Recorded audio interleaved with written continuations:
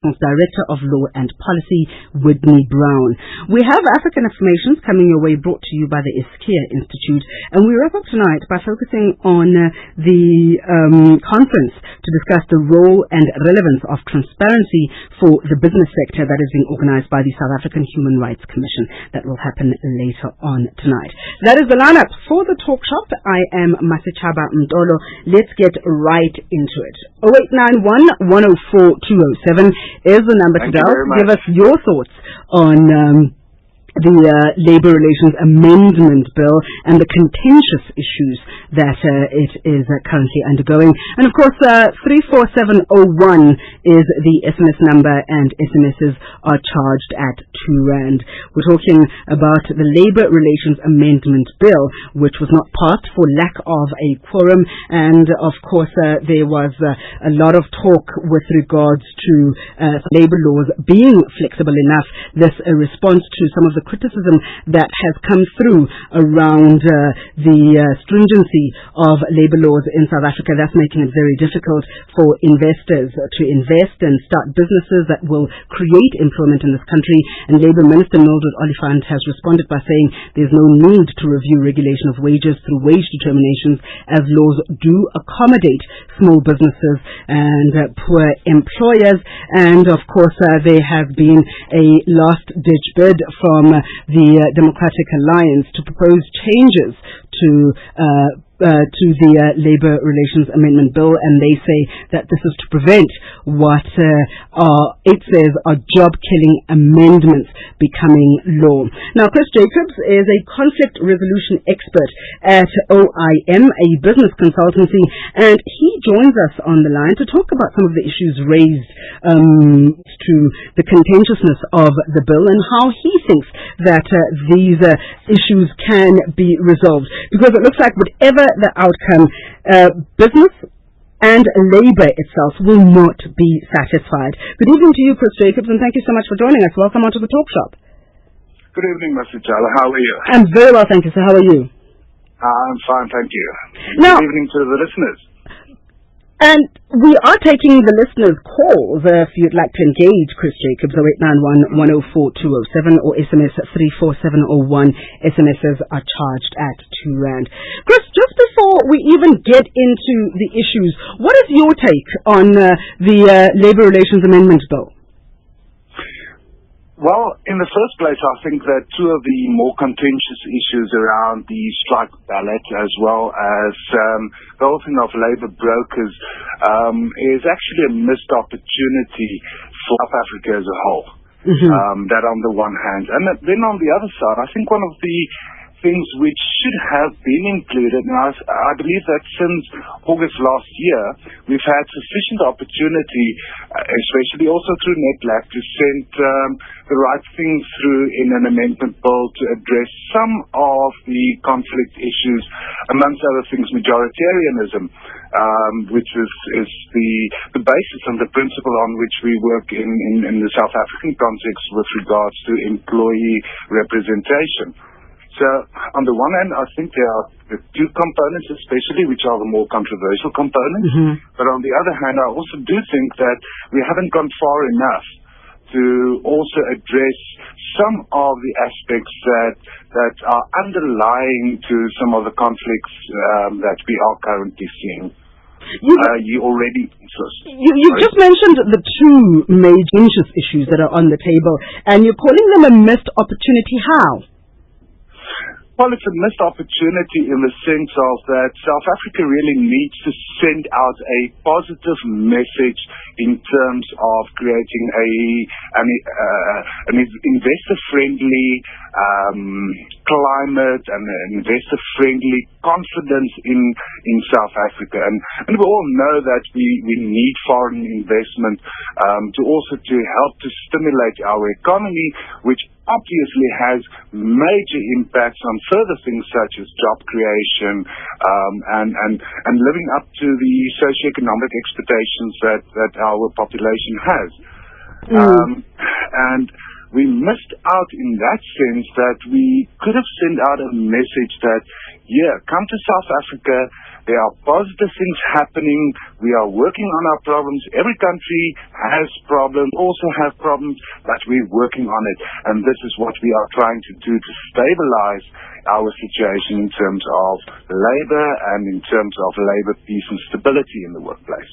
But isn't the Labour Relations Amendment Bill sending out that message to say, look, we do recognize that there are controversial issues, there are contentious issues that we doubt that business and labour will see eye to eye on, but this is an encouragement of a compromise to say, let's talk about these issues, let's put them on the table, and let's at least reach some kind of do-nothing on them, as opposed to leaving them open and saying, okay, we're going to leave these as they are and let them continue to be a source of conflict.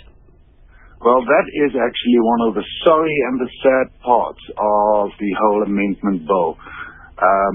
This was negotiated at length at NETLAC, and at have present government, the state as an employer, we have organized labor, we have organized business, and that's where compromise takes place and where give and take takes place. But when the bill went into the portfolio committee stage, then two of these aspects were significantly redrafted, and that then prevented us from sending the right message out to the world out there.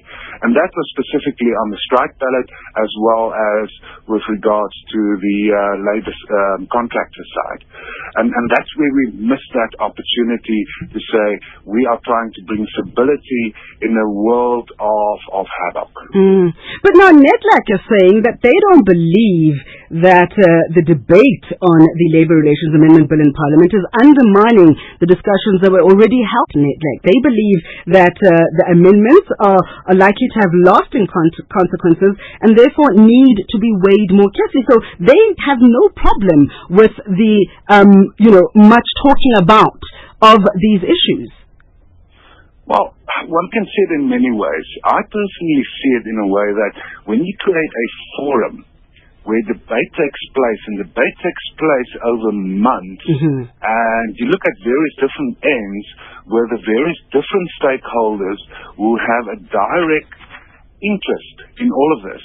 And you then go, and let's just remember that Parliament doesn't have any obligation just to take what NETLAC gives them. So that's granted. But the problem is, what message do we send out? And for me, that message is similar to what we have found already in structures last year as well, that there's a bid for agreements and give and take, and in the end, things are being taken off the table, and then new things are being brought about. So what is the use of such negotiation structures if you've been, without the stakeholders being directly involved, send it through a process in Parliament, which is a democratic process, obviously, but then disregard which these major parties, civil society, organized business, organized labor, and government and the state as an employer has already been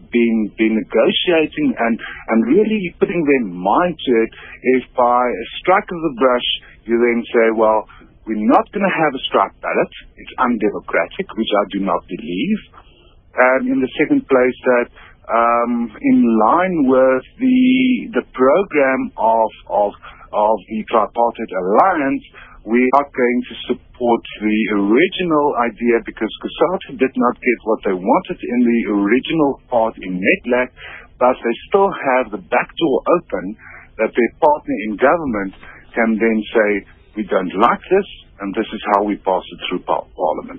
I think it makes a mockery of putting up structures which are there to thrash things through and to really look at it from different perspectives and to come to a position where there's give and take. Now, one of the comments that's been made by the Executive Director at NEDLAC, Alistair Smith, is that around the issue of labour broking, the debates have been marked by adversarialism and political point scoring rather than more open and evidence-based engagement. Do you think that all the stakeholders involved, are they coming to the table, with an open mind, goodwill in the negotiations around these amendments, or is it about just sticking to my point or our position regardless of whoever else suffers? Yes, I think to a large extent sometimes what suffers in this regard is reality and the facts. So when one goes into a situation like this, and that's why I'm very pro of structures where these things are really thrashed out and where parties have a real opportunity to listen to one another. But if we just go into such forums and we stick to our guns literally in terms of our preconceived ideas that you only have to have labour brokers or labour brokers is only bad, then you don't reach an agreement which is based on reality or which is based on what is possible and what is necessary for the economy. We're talking to Chris Jacobs, conflict resolution expert at OIM, a business consultancy, and we're looking at the contentious Labour Relations Amendment Bill. Taking your calls on 0891 104 207, 0891 104 207, the number to dial to join our discussion on the talkback session tonight, or SMS 34701. SMS number is 34701, and SMSs are charged at R2. What do you make, Chris, of the bill not being passed for lack of a quorum? What does it mean to you? What is your interpretation of that? Well, I'm not a politician, and there can be many things that has taken place behind the scenes, and I'm just grateful for the opportunity that there may be still a bit of a situation where there can be more influencing of various stakeholders in the process to rethink some of these things. I don't want to respond and say it's a lack of discipline. And I think ordinary South Africans would think, well, the people representing them from whatever party, what is their discipline if they don't pitch for something as important as this? And that's just an ordinary view, if one can put it that way. I would think that something as important as this, and if one looks at the media at this stage, most of it every day is reporting on some sort of disharmonious activity or happening out there in South Africa, whether it's in the communities or especially in business. Again, I'm going back to the investor confidence component of it all. What is the signal that we are sending out? That's the signal that I would want to see South Africa sending out, that it's a controversial amendment bill, but we can't even rally our MPs from the various different parties to make up a quorum. This is one plus out of a minus. I hope it gives an opportunity for further discussion to take place and for some sanity to prevail in certain senses. In addition to there not being enough ANC MPs to form a quorum, a number of DA MPs walked out. In fact, I think all of them barring according to the Mail and Guardian, all the DA MPs, barring Deputy Chief Whip Sandy Kalyan, walked out of the House in protest against the bill, and they talked about or tweeted later on about their cunning plan of walking out and stopping the bill being passed. But like you say, we are talking here about some really contentious issues that are at the heart and soul of a lot of South African workers. The issue of labour brokers, many who are part of the system saying, but we cannot survive on how it is being done. It needs regulation. There needs to be some kind of action on this. And if it means that they are done away with, all the better. The issue of strike ballots, these are contentious issues that have divided not only South Africans, but it seems the union movement itself and the tripartite alliance.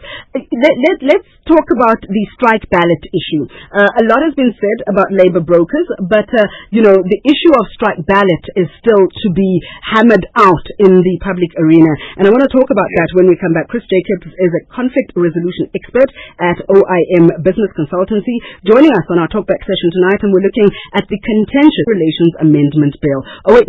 0891-104-207 is the number to dial to join our discussion, or SMS 34701, and SMSs are charged at R2.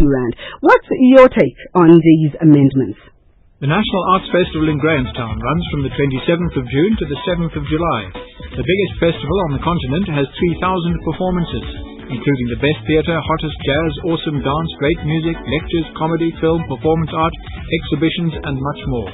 It's the place to be this winter. Book now at CompuTicket. Visit us online at www.nationalartsfestival.co.za. The National Arts Festival, 11 days of amazing, in partnership with SAFM, South Africa's news and information leader. This June, Classic Feel magazine has everything you require from South Africa's #1 arts, culture and lifestyle magazine. Are you headed to the National Arts Festival? Then this issue is essential reading for you.